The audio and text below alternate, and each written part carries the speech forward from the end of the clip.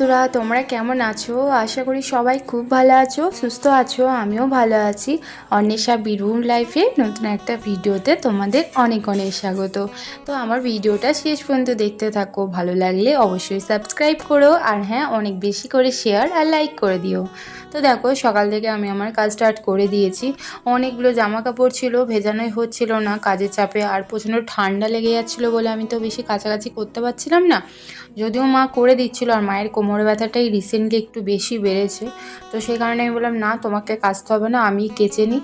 তো আমি দেখো এদিকে কাপড়টা ভালো করে অনেকক্ষণ টাইম ধরে না ভিজলে তো আবার ভালো করে পরিষ্কার হবে না। তো ভাবলাম সকাল সকাল আগে এই কাপড় জামাগুলো আগে ভিজিয়ে নিই, এই কাজটা আগে চুকিয়ে নিই, তারপরে ঘরের কাজগুলো করে নেবো, তারপরে কাচাকুচি যা থাকবে সেগুলো করে নেব।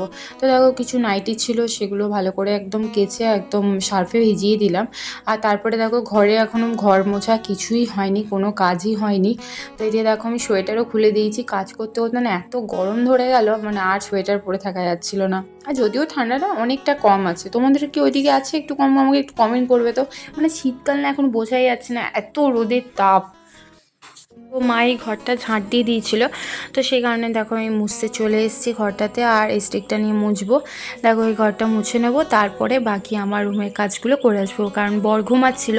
তো সেই কারণে আমি তখন ঘরটা মোছা কিছুই করতে পারিনি, বিছানা তুলতে পারিনি।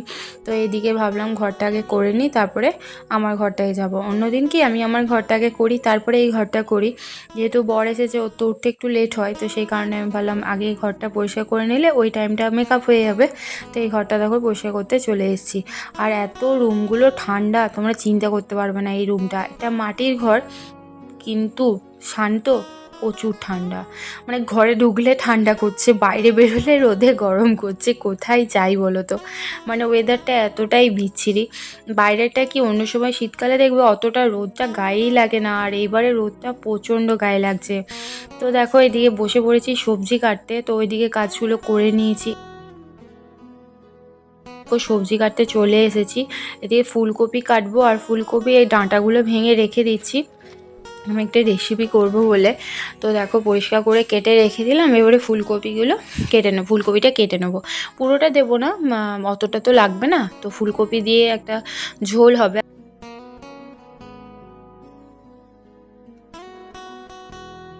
ফুলকপিটা ভালো করে আস্তে আস্তে কেটে নেব।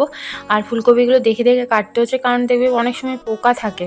তো সেই কারণে আমি ভালো করে কেটে নিলাম। আর দেখো ওই ঠাকুমাটা চলে এসছে। ঠাকুমাটা প্রত্যেকদিন আমাদের বাড়িতে ফুল তুলতে আসে এই টাইমে। তো ফুল তুলেছে, আর এখন তো ফুল ফুটছেই না। ঠাকুমা প্রতিদিন আসে আর বলে ফুল ফুটেই না, ফুল ফোটেই না, কারণ এখন খুবই কম ফুটছে শীতকালের জন্য। এই গাছটাতে গ্রীষ্মকালে এত ফুল ফোটে, গাছটা তো এখন অল্প কেটেও দেওয়া হয়েছে ওই কারণে। দেখো আমি সব সবজি কেটে ধুয়ে রেখে দিয়েছি।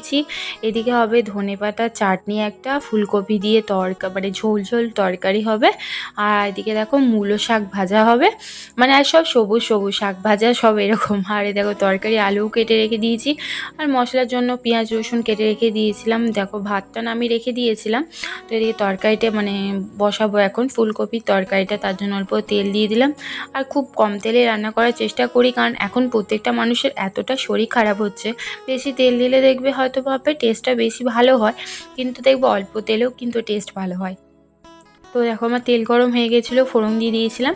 ফুলকপিটা দিয়ে একটু নেড়ে চেড়ে নেবো, তারপরে মশলাগুলো আস্তে আস্তে দেবো। কারণ ফুলকপি যদি একটু ভালো করে ভাজা না হয় ভালো লাগে না, বলো? আমার তো একদমই ভালো লাগে না। মানে ফুলকপি বলো, পটল বলে, একটু ভালো করে ফ্রাই না হলে কখনোই ভালো লাগে না। দাঁড়াও দেখে নিই। এই দেখো অনেকটা কিন্তু ভাজা ভাজা হয়ে এসছে না, তারপরে একটু ভাজবো, কারণ উল্টো দিকটা তো ভেজে হয়েছে, এই দিকটা তো ভাজা হয়নি। আর দেখো কেটে রাখা যে কুচো আলুগুলো ছিল এগুলো দিয়ে দেবো, এগুলো একটু ফ্রাই করে দেবো, কারণ অনেকটা মানে ভালো করে ভাজা হয়ে গেছিলো। এবার নুন আর হলুদ আস্তে আস্তে এক এক করে দিয়ে ভালো করে ভেজে নেব, তারপরে মশলাটা দিয়ে দেবো। এখন হলুদ নুন আর মশলা দিয়ে দেওয়া হয়েছিলো। মশলা বলতে সবজি মশলা, আদা জিরে বাটা, রসুন বাটা, আর একটু পেঁয়াজ কুচিও দেওয়া হয়েছিল।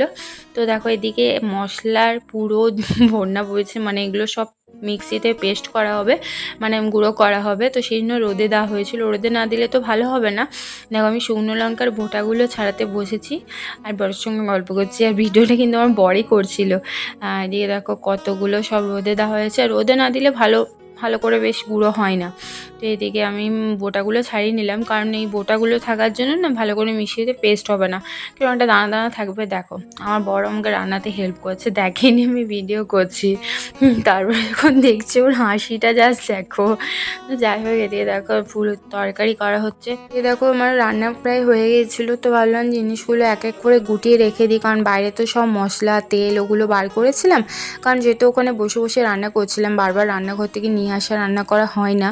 তো এগুলো এক এক করে গুটিয়ে রেখে দিচ্ছি, তারপরে একটা অন্য কাজ করতে বসবো। দাঁড়াও, এই দেখো করতে বসেছি আজকে কেক। আর সেদিন আমি যেদিন ভিডিওটা শ্যুট করেছিলাম সেদিন ছিল 25শে ডিসেম্বর। আমার একদমই এডিট করা হচ্ছিল না ভিডিওটা, একটু দেরিতেই ছাড়া হবে। তো দেখো আমি করেছিলাম কেক, তার জন্য নিয়েছিলাম 3 কাপ দুধ, মানে আমি 3 কাপ দুধের মাপেই করব, আর 3 কাপ দুধ নিলে সেই পরিমাণে চিনি দিতে হবে। তো দেখো আমি লিকুইড দুধই নিয়েছি, গরুর দুধ, সেটাকে ভালো করে ফুটিয়ে নিয়েছিলাম। দিয়ে দেখো 3 কাপ চিনি নেব, সেই কাপেরই একদম মেপে মেপে কিন্তু 3 কাপ চিনি নিতে হবে, মানে য কাপ দুধ দেবে ত কাপ চিনি দিতে হবে, এটাই হচ্ছে মাপ। আর দিয়ে দেখো ভালো করে চিনিটা এরকম করে পেস্ট করতে হবে। আর হ্যাঁ, আমি একটা ভুল করে রেখেছিলাম, মানে আমার মনে ছিল না, চিনিটা যদি আমি আগে থেকে মিক্সিতে ডাস্ট করে রেখে দিতাম তাহলে আমার চিনিটা গলাতে এতটা এক্সট্রা টাইম লাগতো না। যদিও এটা এরকমভাবে যত তুমি বারবার করে এরকম ঘোরাবে তত জিনিসটা ফ্লাপি হবে। আর এদিকে দেখো রুল ময়দা নিয়েছিলাম 1 কাপ বেশি, মানে 4 কাপ। য কাপ দুধ য কাপ চিনি তার থেকে সবসময় 1 কাপ বেশি রুল ময়দা নিতে হবে, সেই কাপেরই কিন্তু, অন্য কাপে নিলে একদমই হবে না। আর কেক জিনিসটা এমনই, একদম যদি মাপে ভুল হয় কেক ফুলবে না, একটা অন্যরকম হয়ে যাবে। তো আস্তে আস্তে এক এক করে ময়দাটা দিয়ে পরে 3 বারে দেবে, দুবার বা 3 বারে দিয়ে দিয়ে এইভাবে মিক্স করবে। তো দেখো আমার বর কত স্পিডে করছে। আর তারপরে দিয়েছিলাম সাদা তেল। সাদা তেল পরিমাণ মতো দেবে, যেহেতু আমি 3 কাপে করেছিলাম, তো মানে 4 কাপ রুল ময়দা, তার জন্য আমি এখানে 2 কাপ দিয়েছিলাম তেল, সাদা তেল। আর একটু সাদা তেলটা না একটু ভালো কোয়ালিটির নেওয়ার চেষ্টা করবে, যাতে পাতলা হয়, যেমন ফরচুন বা আরও অন্যান্য এখন বেরিয়েছে। তো আর তেলটা না খুব আস্তে আস্তে মেশাবে, কারণ তেলটা খুব চট করে মিশতে চায় না। দিয়ে দিয়েছিলাম 1.5 চামচ মতো বেকিং পাউডার, ওই পরিমাণে, এরকম চামচটা তোমরা দেখেই বুঝতে পারছো। তো সেরকম পরিমাণে বেকিং পাউডারটা দিতে হবে, সেটা চেলেও নিতে পারো, কোনো অসুবিধা নেই। এবার বেকিং পাউডারটা ভালো করে এভাবে পেস্ট করতে হবে। তারপরে দিয়ে দিয়েছিলাম চকলেট এসেন্স বা ভ্যানিলা এসেন্স, যে যেটা ফ্লেভার চাইবে সেই এসেন্সটা দেবে, সেটা আমি স্কিপ করে গিয়েছিলাম ভিডিওতে, বুঝতে পারিনি, এটা ভিডিও করা হয়নি। তারপরে দেখো আমি একটা নিয়ে নিয়েছিলাম অ্যালুমিনিয়ামের বাটি। কেউ কেকের এরকম বাটিও থাকতে পারে, কোনো অসুবিধা নেই, বাট অ্যালুমিনিয়াম বাটি থাকলেও খুব সুন্দর হবে। এদিকে আমি দেখো একটা খাতা থেকে এরকম করে পেজ ছিঁড়ে নিয়েছিলাম, বেশ গোল করে 4-5টা গোটা এরকম সাদা তেল দিয়ে ভালো করে বুলিয়ে দিয়েছিলাম। তারপরেও আমি কাগজটা দেওয়ার পরে ওপর থেকে তেল বুলিয়ে দিয়েছিলাম, যাতে আমার কেকটা যখন আমি বার করব তাতে খুব সুন্দরভাবে কেকটা উঠিয়ে যেতে পারে, আর বাটির সাথে যেন কেকটা একদমই চিটে না যায় সেটা লক্ষ্য রাখতে হবে। আর যখন এরকম করে কোনো কিছু দেবে, যখন ব্যাটারটা দেবে ওপর থেকে দেওয়ার চেষ্টা করবে, নাহলে কিন্তু ভেতরে ফুলো ফুলো থেকে যাবে, ফাঁকা জিনিসগুলো মানে ভর্তি হবে না, ফাঁকা থেকে যাবে, ঠিক আছে। আর যেহেতু আমি চকলেটের মিক্স করেছিলাম, মানে চকলেটটাও দিয়েছিলাম, তো ওই ব্যাটার থেকে কিছুটা ব্যাটার আলাদা বাটিতে নিয়ে একটু চকো পাউডার দিয়েছিলাম। আমি একটু বেশি দিয়ে ফেলেছিলাম, তার জন্য একটু চাপ মতো হয়ে গিয়েছিলো। কিন্তু তোমরা এরকম মেপে দেবে, এমন মেপে দেবে যাতে লিকুইডটা কিন্তু চাপ যেন না হয়ে যায়। তো দেখো এদিকে আমি আলাদা করে অল্প করে একবার করে চকলেট ব্যাটারটা, একবার করে এই সাদা ব্যাটারটা দিয়ে দিয়েছিলাম। আর দিয়ে দিয়েছিলাম কতগুলো কাজু কিশমিশ, ওপর থেকে দেখতে সুন্দর লাগবে, খেতেও ভালো লাগবে। একটা অ্যালুমিনিয়াম এরকম হোলা নিয়েছিলাম, দিয়েছিলাম বালি, আর একটা স্ট্যান্ড বসিয়ে দিয়েছিলাম। আগে থেকে দেখো ঢাকনা দিয়ে পরে 5-10 মিনিটের মতো হিট করতে দিয়ে দিয়েছিলাম হাঁড়িটা। তারপরে দেখো আমার গরম হয়ে গেছিলো। এদিকে আমি একটা সাঁড়াশি দিয়ে বাটিটা আস্তে আস্তে বসিয়ে দেবো স্ট্যান্ডের ওপরে। আর একদম মিডিয়াম আঁচে রাখবে, কখনোই কিন্তু ফুল আছে বা খুব সিমে দেবে না, মিডিয়াম পুরো সিমের মাঝামাঝি রাখবে। আর এরকম একটা ঢাকনা দেবে যাতে হাওয়াটা ভেতর থেকে না বেরিয়ে যায়, যাতে ভেতরে একদম হিটটা থাকে, কোনো রকম যাতে না বেরিয়ে যায়। তো আমি এরকম দেখো 2টো নোড়া দিয়ে দিয়েছিলাম। আর আমাদের দিয়ে কেক হতে দেখলাম মা খাবার দিতে শুরু করে দিয়েছে, দিয়ে করেছিল দেখো একটা বাঁধাকপি ফুলকপি আলুর তরকারি মতো ঝোল করেছিল, চাটনি, ধনেপাতার, মূলো শাক ভাজা, টক ছিল আগের দিনে, আর মুগ ডাল করেছিল। এতে মা খেতে দিয়েছিল। তো তো ভাবলাম খেয়ে নিই, ততক্ষণ কেকটা অলরেডি হয়ে যাবে।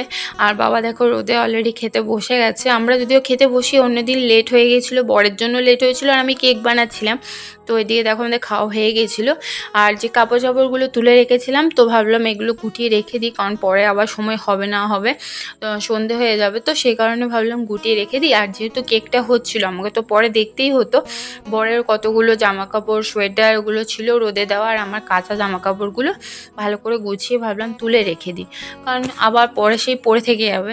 কিন্তু একদম 40 মিনিট মতো থাকবে হিট, বেশি কিন্তু রাখবে না, আর একদম মিডিয়াম আছে রাখবে, যাতে কেন একদম লেগে না যায় একদম। চলো ওগুলো আগে রেখে দিই, তারপর তোমাদের সাথে কথা বলছি।